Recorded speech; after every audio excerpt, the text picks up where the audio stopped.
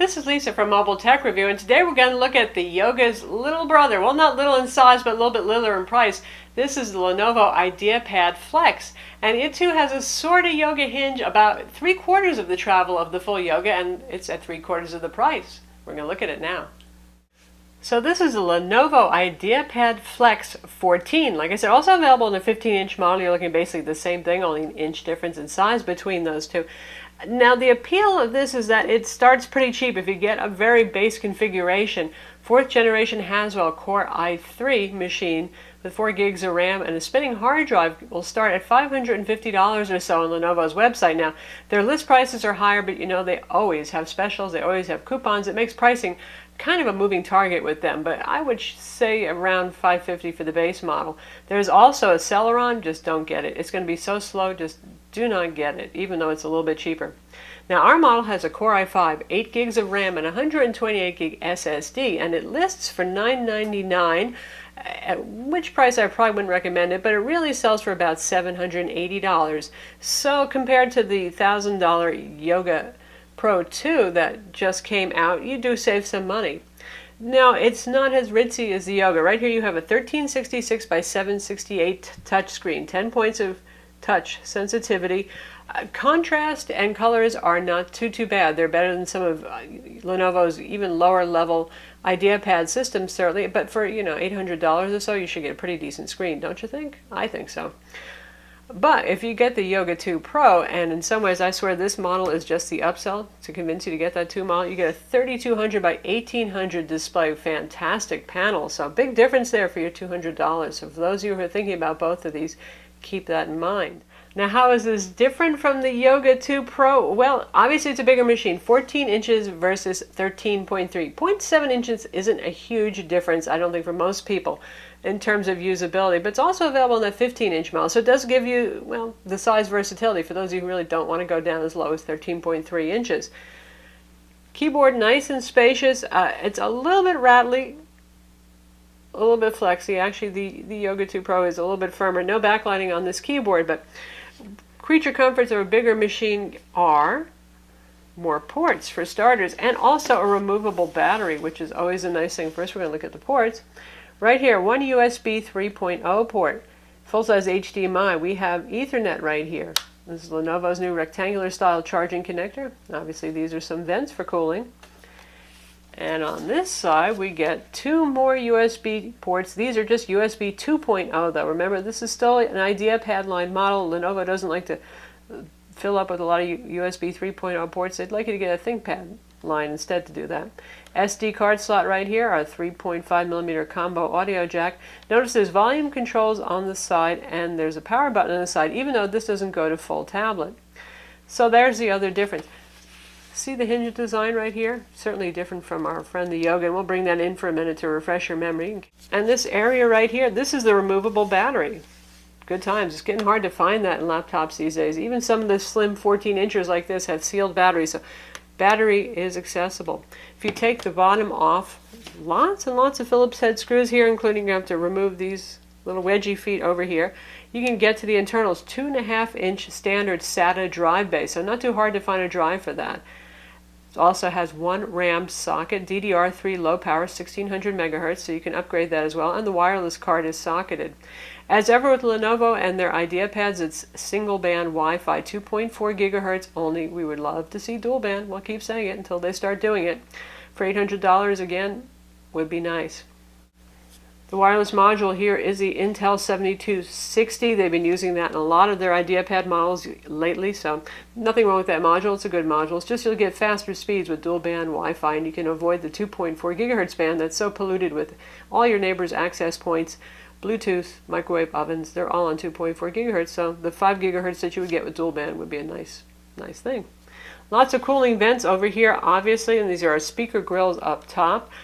This runs on ULV CPUs, just like an Ultrabook, so they're low power, low heat, so really that's a lot of cooling actually for that kind of processor and what's inside of here, and as a result the machine does run quite cool. You'll hear the fans kick on once in a while, nothing too horrendous though. So while the Yoga 2 Pro opens up like a laptop, folds all the way back like a tablet, This one will go into presentation mode. Obviously, you can also lay it just straight flat. So you can do it keyboard down just like you would with the yoga. There's our keyboard. And you can use it in presentation mode. That brings the screen closer to you. It actually is a lot easier to touch than when you're reaching across a keyboard. Or if you want to turn it around and give a presentation, aim it at your kid, aim it at somebody you're giving a presentation to, it works. And this is as far as it goes if you want to tip it back, which I think is a fairly friendly angle for a lot of people, but if you're putting it on a very low table, you might wish it went even further. So for comparison, here's our Yoga 2 Pro.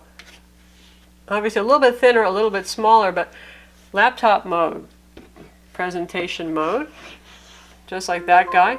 But you can keep going any angle you want, and you can use it in tablet mode. So there's the difference between these two. This is the Yoga hinge, that's the Flex hinge. And there's the difference in size and thickness. You can see our Yoga being the ultra-booky kind of guy, and the Flex being a slim and light portable. Weighs 4 pounds, by the way, and obviously it's not too thick either. It's fairly slim. This has a soft touch finish on it. It's available in your choice, a black with a silver accent or black with orange accent, for which you're going to pay more money right now on Lenovo's website anyway. Plastic materials mostly on the outside. It's not a bad looking notebook. I don't think it's a stunning looking notebook by any means. Certainly serviceable. Nice taper to it. Now when we open it up, you'll see a nice metal wrist rest area. So this deck right here, a little cool to the touch. This is brushed metal, and we have a large trackpad. Works quite well, very responsive. Typical Lenovo smile-shaped keys. Like I said, though, there's a bit of flex on the deck, more than I would like. The keys are a little bit rattly as well. No backlighting. It's okay. It's not Lenovo's best. It's certainly no ThinkPad keyboard, but there are certainly worse on the market. It's not terrible or anything like that.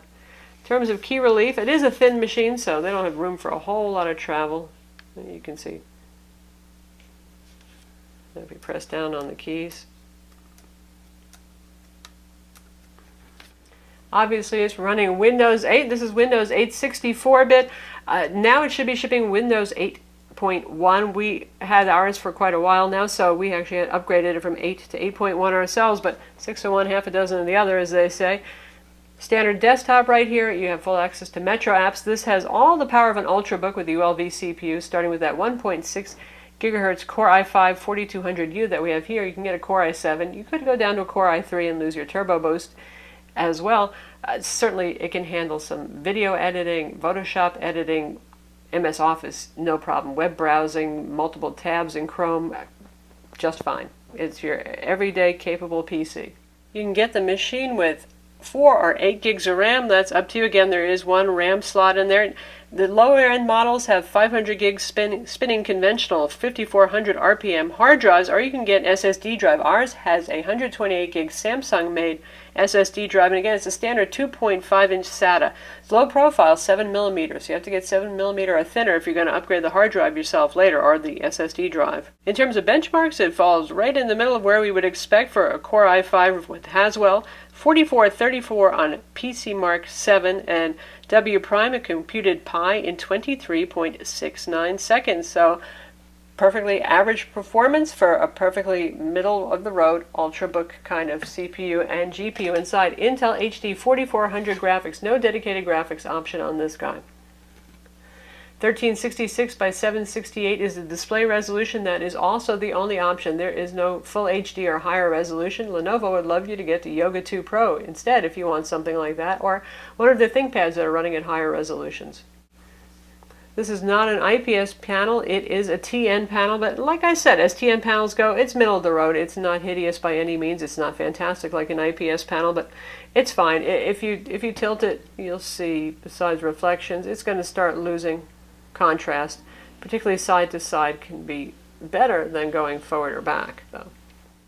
We have a 4-cell 48 watt-hour battery. Again, like I showed you, that is removable, just pops out the back. Refreshing that is. And Lenovo claims up to 9 hours of battery life. Now that is pretty ambitious. You know, manufacturers often overshoot a bit, but we're finding 8 hours pretty easily. If we leave auto brightness on, and you know, it's not terribly bright at that, but I know some of you can tolerate dimness pretty well. But with auto brightness on, Wi-Fi on and active, we have managed to reach 8 hours with this. So as an all-day companion to go to school with or to take to work without being plugged into AC, that's pretty darn good. Helps that it has those ULV CPUs instead of full mobile CPUs that you might also find in a 14 or 15-inch machine, because those consume more power and they also make more heat. So how about video playback? Obviously, Core i5 here, Intel HD 4400 graphics, not going to be a problem, but let's hear how those speakers sound, see how the display looks. Now we'll look at the Yoga 2 Pro video and play that video review so you can see.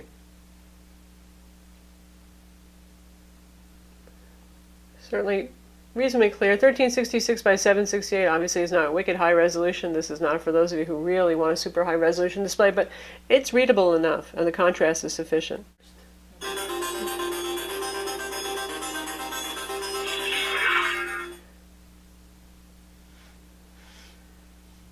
This is Lisa from MobileTech Review. We're going to look at one of the hottest convertibles of 2013. That's pretty darn loud, isn't it? Wow. Windows 8 convertibles of 2012. This is the Lenovo Yoga 2 Pro, and we're going to look at it now. So it's finally here, the Lenovo Yoga 2.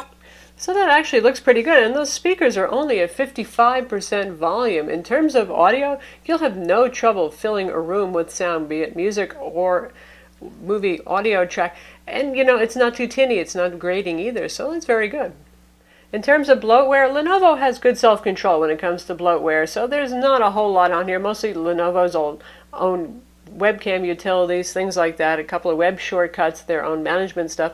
One strange thing they did here with the SSD drive is they partitioned it in two. I don't know why. They don't usually do that. So you can see we have a C drive and a D drive, and the D drive is just there, I guess they think, to put data files on. Obviously Windows is on the C drive, and it's just a little oddity. It really doesn't matter so much. And out of the box, if you do the math, you can see we have about 70 gigs of storage free on our 128 gig SSD, which isn't too bad as these things go. So the IdeaPad Flex 14 is a nice machine, and now that Lenovo's bringing it in close at $800, it's looking more attractive than when it first came out, and they were shooting for $999 on this because there's a lot of competition in this size range. Particularly Asus is pretty aggressive with their 550 models. You can go up to full HD displays for around the same price. So against the other brand competition, Lenovo has some stiff goings there, but I think in the end, really, they want you to buy the Yoga 2 Pro if you want to move up the food chain in terms of quality. That is, unless you're really sold on, say, a 15-inch machine. Again, this is the 14, but some folks really like a bigger display, understandable, and that's not something you're going to get with the Yoga 2 Pro. So that's the Lenovo IdeaPad Flex 14, also available in a 15-inch model, and for the price, it's not too bad, and it certainly has an innovative kind of hinge here. The question is, do you find this position particularly useful? Certainly the standard laptop position is very useful. It does bring some good things to the table that the Yoga 13 doesn't, like the added USB ports and the Ethernet ports. So it really depends on what you're looking for in a laptop. Do you need an Ultrabook, or do you need a fairly compact portable laptop that has some display versatility? I'm Lisa from MobileTech Review. Be sure to visit our website for the full review of the Flex 14, and don't forget to hit that like button.